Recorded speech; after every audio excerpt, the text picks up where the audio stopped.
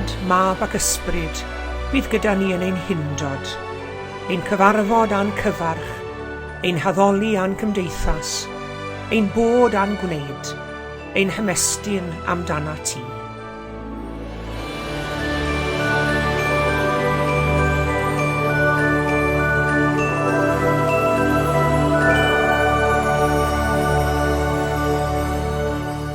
Da iawn i chi gyd, a chroeso cynnes iawn i chi i roedwedd digidol ar y sul cynta yn hymor yr Adfent. Mae'n anodd credu fod blwyddyn arall wedi mynd heibio. Croeso i chi gyd, a gadewch i ni droi gyda'n gilydd y bore yma at dorch yr Adfent.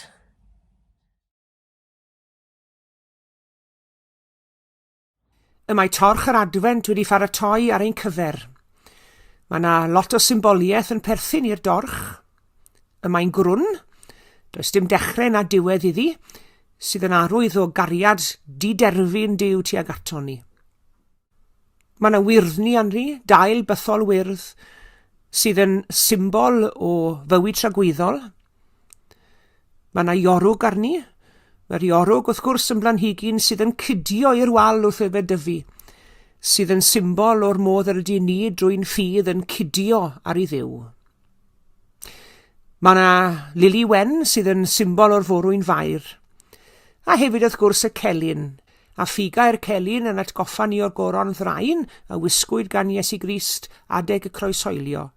Yr eiron coch yn symbol o'r gwaed a'r hedodd er ein mwy ni. Dyna gysylltu felly Bethlem a Chalfaria. Cysylltu'r Nadolig a'r Pasg. Ac wrth i ni gynnau'r ganwyll gynta heddi, canwyll gobaith, gadewch i ni ddweud y geiriau hyn gyda'n gilydd. Mae'n dymor yr Adfent a'r nos yn ein tir. Goleuwn y ganwyll sy'n twynnu mor glir. Mae'n ganwyll ein gobaith ac Iesu fab Duw yn rhoi ni'r golau i'n harwain i fyw.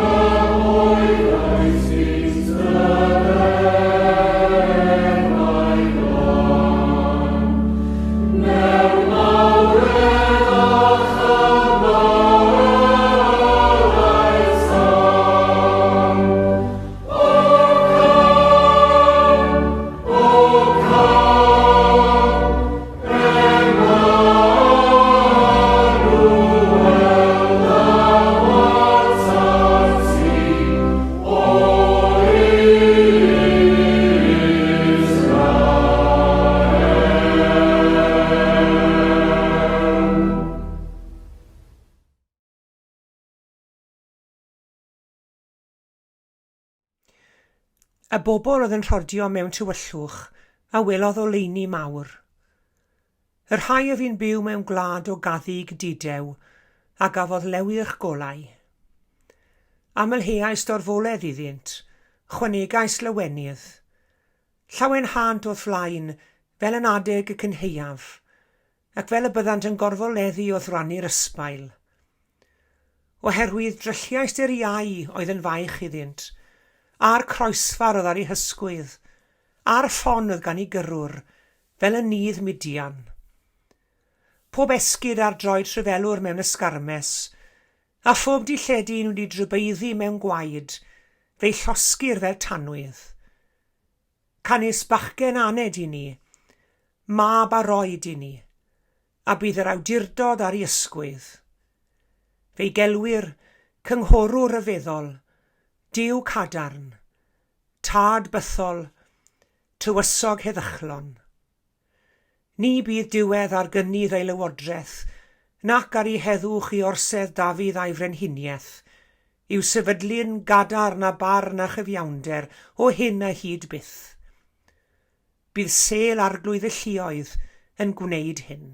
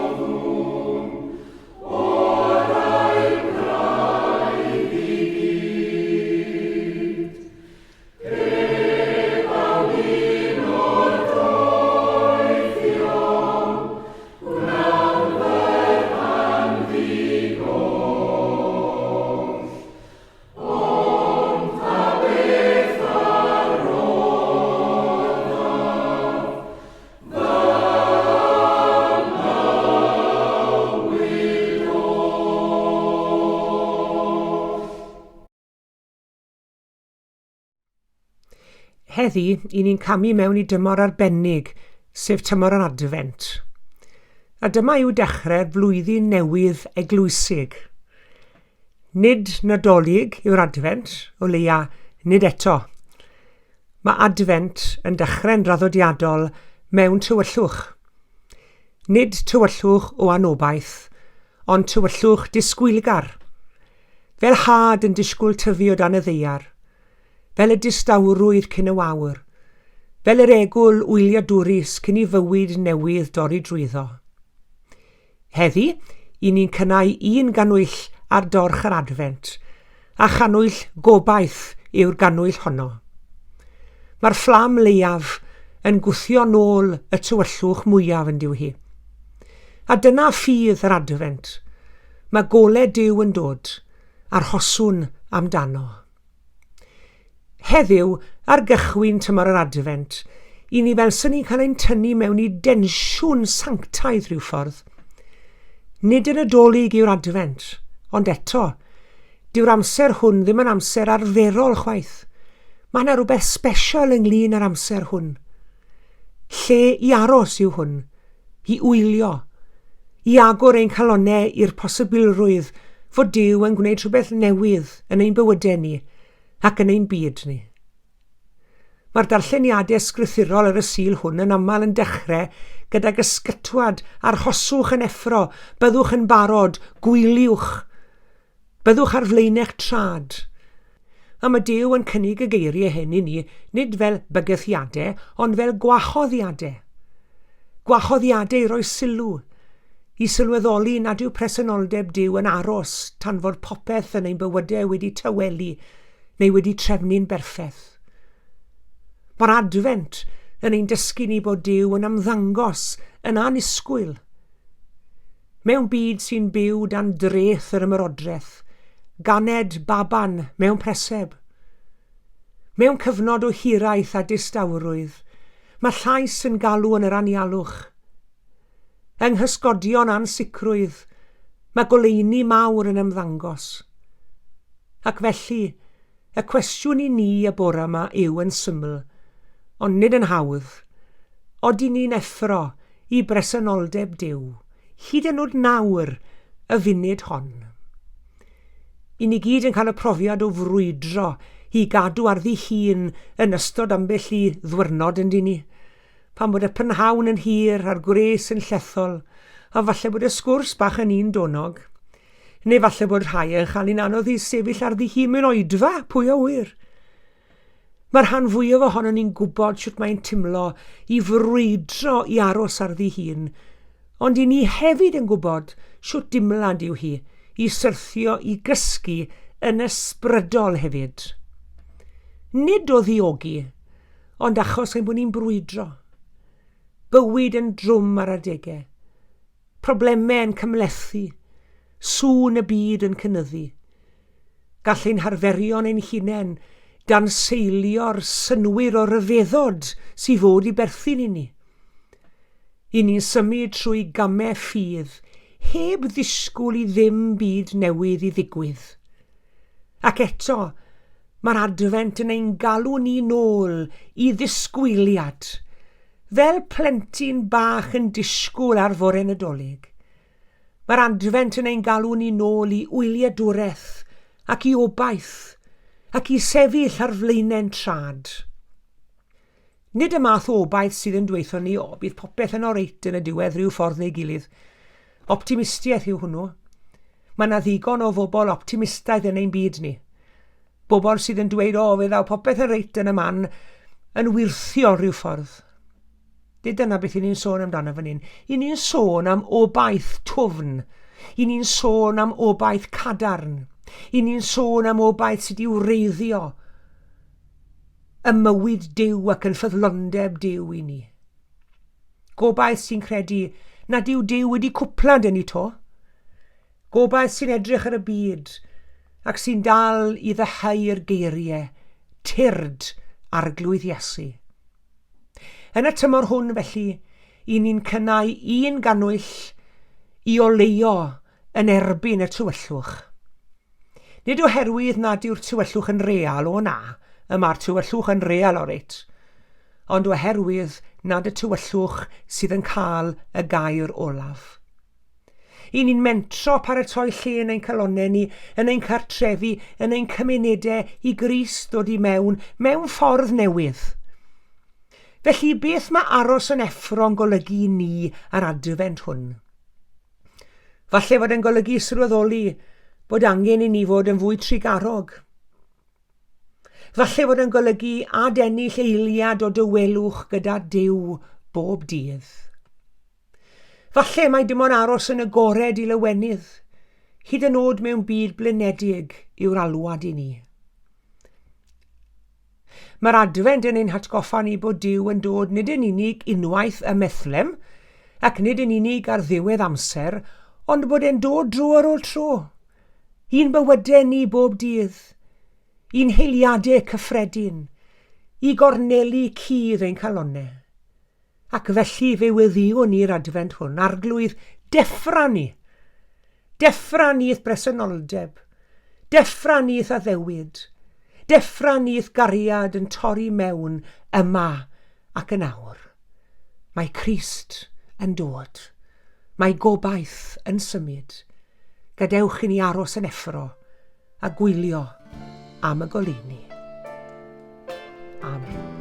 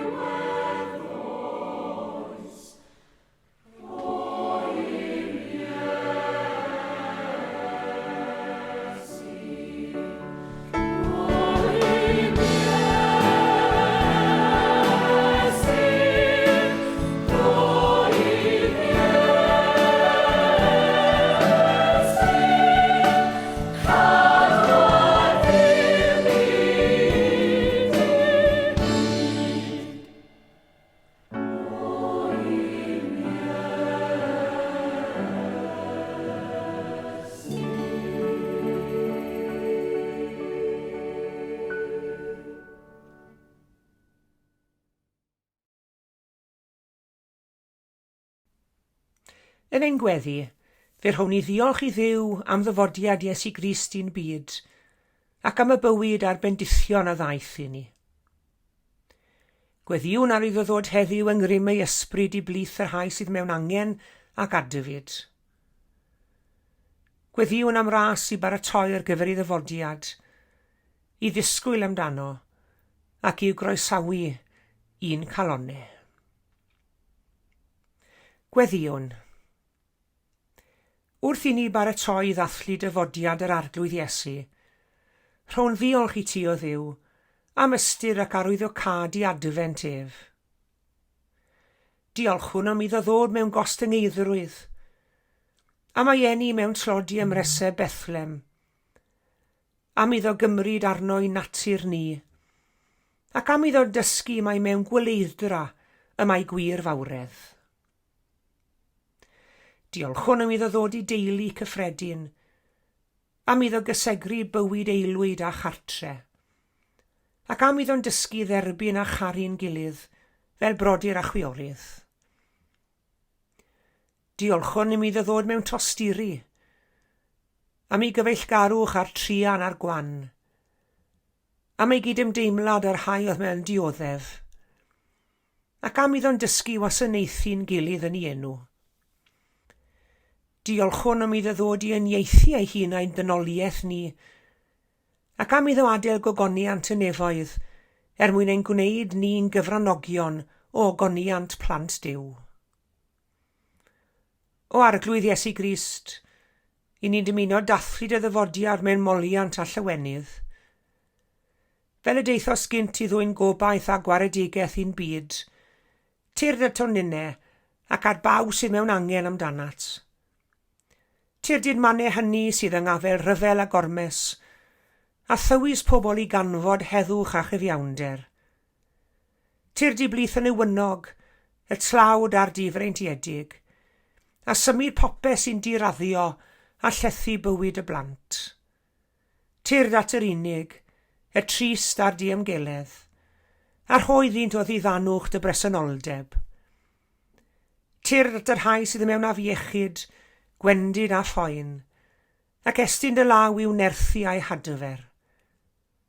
Tir di ganol dy eglws ac i blith dy bobl, i'w bywhau ar gyfer dy waith. Tir di ddatguddio dy gariad i'r rhai nad ydyn dyn adnabod, a thywys pawb ohonom ym mhob man, i'th gyffesu a thwasanaethu. Tird o Grist, un calonen unne. Maddau ni bopeth sy'n llesteirio'n tystiolaeth, ac na ni'n wir ddisgyblion i ti dy hun. Ac i ti o arglwydd Iesu, gyda'r tad yr ysbryd glân, y borgallu a'r gogoniant yn oes oesoedd. Ein tad yr hwnnwyt yn y nefoedd, sancteiddiau'r dy enw, deled y deyrnas, gwneler dy ewyllus, megis yn y nef, felly ar y ddeiar hefyd. Dy roi i ni heddiw ein bara beunyddiol, a maddau i ni ein dyledion, fel y myddyiw ninnau un dyledwyr. Ac nag arwai ni brofedigaeth, eithir gwared ni rhag drwg. Canes eiddo ti o'r deyrnas, a'r nerth, a'r gogoniant, yn oes oesoedd. Amen.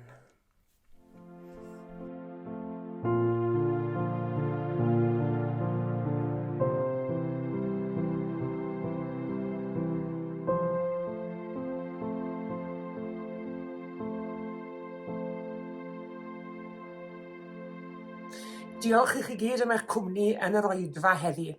Cofiwch bod ein calendr Adfent digidol yn cychwyn ar Rhagfyr y cynta. Trowch mewn i'n gweld ni bob dydd o'r Rhagfyr y cynta tan ddydd Nadolig ar dudalennau'n cyfryngau cymdeithasol ar y dudalen hon a'r sianel hwn. Dydd Sul nesaf byddwn ni'n cyfarfod eto gyda'n gilydd ar yr ail Sul yn hymor yr Adfent. Yn y cyfamser, cadwch yn ddiogel ac yn iach, a gras ein harglwydd Iesu Grist a chariad Duw, a chymdeithas yr ysbryd glân, a fyddo gyda ni oll.